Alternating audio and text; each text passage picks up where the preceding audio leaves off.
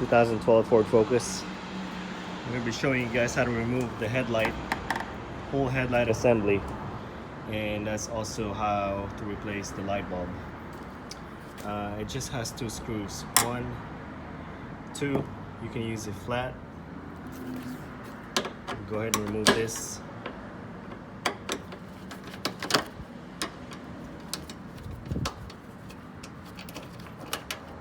There's 1. There's 2. And the whole assembly will just pop right off. And then you have these 2 rubber covers. Go ahead and pull them out. And you have a connector right here. It's got a tab right there, but that it broke off. So go ahead and pull that out.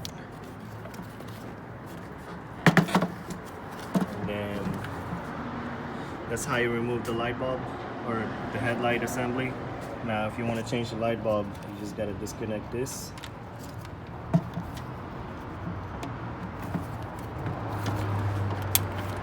Twist out, just twist it.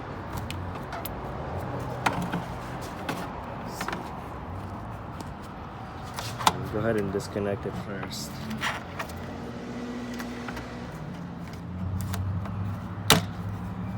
And then twist the light bulb out, and it'll come right out. That's it, very easy.